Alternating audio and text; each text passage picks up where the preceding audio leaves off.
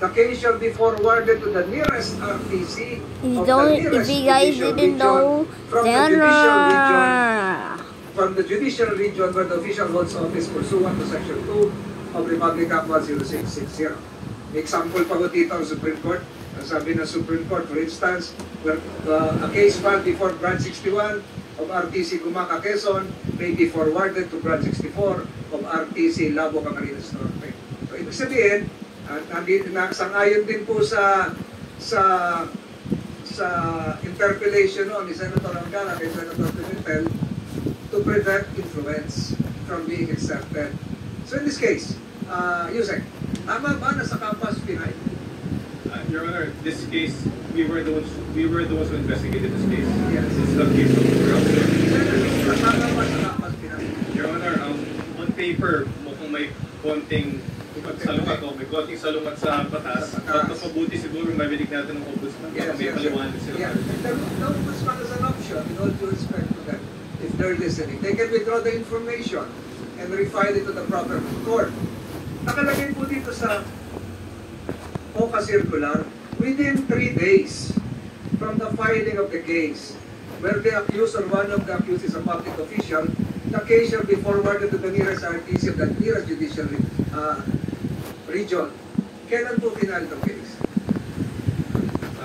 Same day na inuwi si Mayor Buo, that was Friday or Thursday last week. So you're referring to September 4?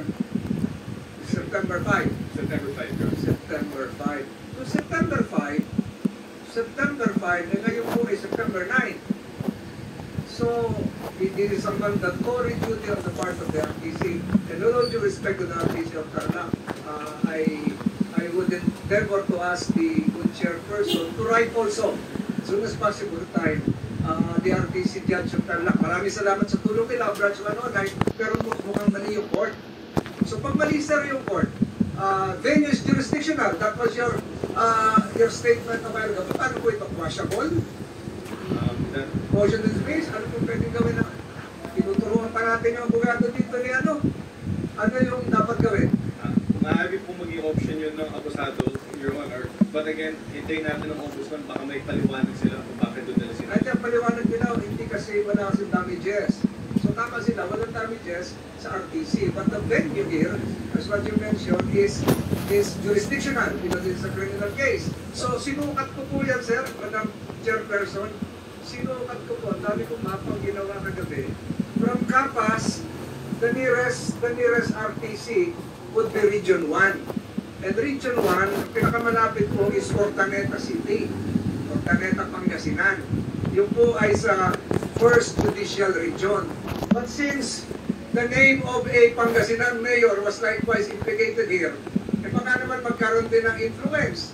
So hindi po pwede sa Region 1. So yung pangalawang sinukat ko pa, ito yung mga mapa ng mga husgado, yung pangalawang sinukat ko na malapit-lapit is Region 2 sa Santa Fe. Tayo na po, Nueva Vizcaya. Ang kanya pong regional trial court is 100 to 120 kilometers away from Capas, which is in Bayumbong, Nueva Vizcaya. Ang layo na po nun. And yet, yung custodial facility sa Camp Crame. Sinukat ko rin po yung pinakamalapit na mga katulong, tinutulungan na natin lahat dito. Ang pinakamalapit po is Valenzuela City, Metro Manila, which is 95 to 100 kilometers away from Capas. Doon talaga po ito papatak. Valenzuela City, near to Camp Crame, and I think one of our colleagues here is from Valenzuela City. So, tama po ba ako, Yusek? Maaari po yun. Ang nakalagay po sa batas ay file the same in the proper court, to the proper court. Proper court. So, this is the quadrille right now. Ngayon po, medyo, may mapapala dyan, medyo may mali tayo ng napag-filean while we are talking of the arrest, the rights of the accused, the rights likewise of the government. Kung mali po ito na pag-file natin, sino po ngayon, mali po yung court. Tama po ba yung court kung mali, walang jurisdiction na mag-issue rin ng warrant of arrest? Walang visa po yun, Your Honor. Wala, invalid yung warrant of arrest. My God, invalid yung warrant of arrest. So pagtitingnan po natin, as we speak, 2:20 p.m. Iisa na lang po ang natitirang warrant of arrest na valid. The warrant of arrest coming from the Senate. The Senate of the Philippines. So, sino po ang may karapatan mag-issue ng direktiba kung saan i-detain? Is it the court without jurisdiction or is it the Senate of the Philippines which has acquired jurisdiction? And in fact, the warrant of the Senate was the one used when Ms. Go was arrested in Indonesia. 1, 2, 3. Yes, Oh, no. Your Honor, baka maganda makipag-ugnayan ng Senado sa Korte. Yes. Kung ma-resolve ang tanong na yan. We really want to help the court. Gusto namin si Branch 109. By the way, Impact na niya I sa wrong not Venezuela. like But infinite this is uses. the dilemma. And Hindi XO basta-basta canoes 10 hindi uses. pa dyan You know, sa get that, guys, okay? Venezuela, because 1. Venezuela is a multisala RTC. Magkakaroon pa ng raffle. Alam ni Judge Santiago yan, siguro ang raffle niyan, baka sa Webes na, kung ano pa. And yet, we're doing this. Having discussions here, so legality-wise, Hey, don't be hindi new. na konting problema. Para mawala lahat yun, ang Senate pa rin ang may jurisdiction. Tama po ba kayo, Sec? Kung kami, abogado ka na dyan nagtuturo sa'yo. Di na yung ibibigay ko sa'yo. Tama? Before the USEC answers, Majo, I think ASEC Benitez would like to interject. DILG, no, sir? ALG. Yes. Yes, Madam Yes, Chair. DILG, please. ASEC. You are the complainant, ano? The department. Yes, go ahead. Your Honor. Ikaw, Sen. DLJ. Not yet, Your Okay, Honor. Your Honor, hindi pa, it's still the Ombudsman and the Office of Special Prosecutor who's handling the case. Wala po pong delegation from the prosecutor namin. She would want to interject. So again, Your Honor, please, Oh, no. just would like to express a manifestation that we agree with the position of the Young Secretary of the DOJ, that it is at best we listen to the pronouncement. Oops, that's more than the barrier. Now, for all legal intents and purposes, I believe that there is a wisdom. Now, behind the referral, the Office of the Ombudsman of defining the criminal case before the RTC or Kakas Tarlac. What is the wisdom? Now, this is just an observation, Mr. Chair. The law is very clear that as far as venue, as the good Senator articulated earlier, that venue should be held in the RTC of a judicial region other than where the official holds office. Other than, underscore other than. Yes, other than where the official holds office. Now, maybe this is just an observation, Mr. Chair, that probably, now, a possible way of reconciling some misunderstood portion here is maybe the benchmark here is that the Office of the Ombudsman believes that at the time the information was required for filing before the artist of Tarlac is that the good mayor is no longer an incumbent official. But I just Hey, mentioned no, who why cares the- about galleries? the Or whatever. Office of the Court Administrator took cognizance of the rationality, the spirit behind the law, and that is to prevent influence, exert influence. At tagal nag-mayor nito, talagang ma-influensya pa siya doon, di ba? So when the crime took place, mayor pa siya. Di ba? So, siguro immaterial yun. But we leave that to the Ombudsman. Yes. Ang sinabi ko, the Ombudsman can withdraw the information. Yes, Your File Honor. another case. But in the meantime, anong gagawin natin? Okay, just one point. Yes, go ahead. Mr. Chair. I do believe that the law made critical mention of 1, 2, 3, 4, 5. the proper Wait, no, point okay. of 1, which particular court would 2, acquire exclusive 3, jurisdiction, and which Again. particular court should 1, stamp with 2, the proper 3, venue. 4, 5, 6, 7, 8, 9, 10. I agree with that. 1066 po, the debate between Senator Angara and Senator Pimentel. Mr. Chair, there is only a point of observation, and it is at best Para we- mahalaga siguro ilipat na kaysa mag-isahan tayo ng abogado nila, mag-move pa na, mag-question pa yung mga yan, na-dismiss pa. Diba? Magtulungan na tayo rito. we will do that. Mr. Chair.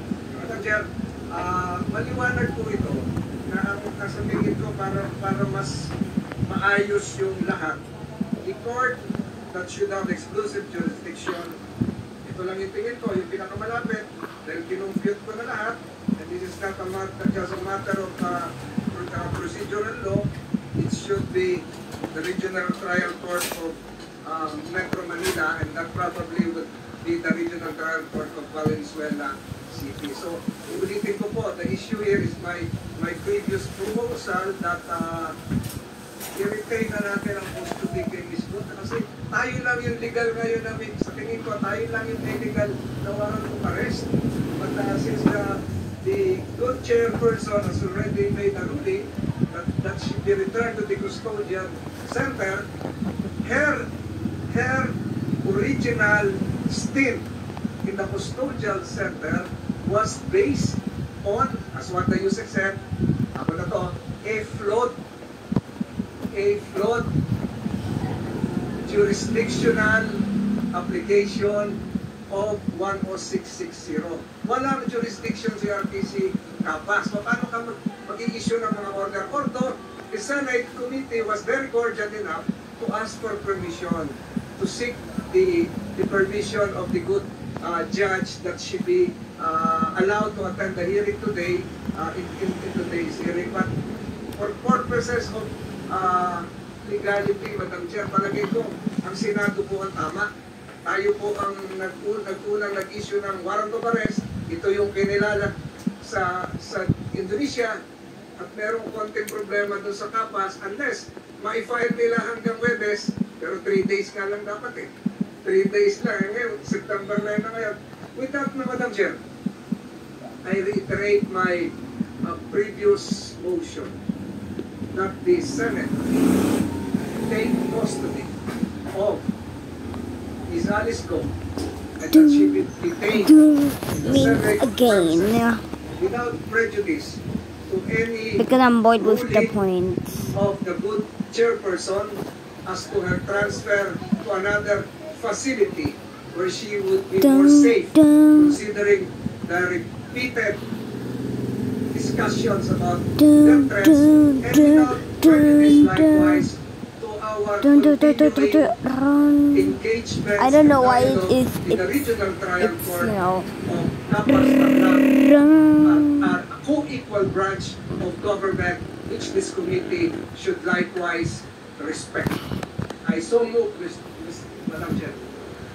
Salamat, Majority Second Leader motion, Bago. Madam Chair. I was about to say, the Chair was about to say, bago may mag-second or posibleng object sa motion ng Majority Leader, meron gustong i-reiterate yung Chair sa naunang ruling at dagdagan din. And I think one thing that this very rich discussion shows ay Diyos ko po, yung lahat na It's already separate and co-equal branches of in Omega Land, ay which nag-aabala sa kaso you're always in Omega lands.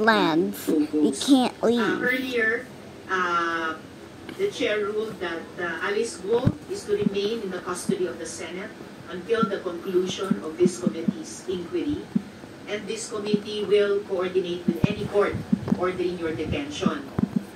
Later, dinagdagan ko nito na the chair is clarifying that while Alice Guo is in contempt of the Senate, she will remain in PNP custody.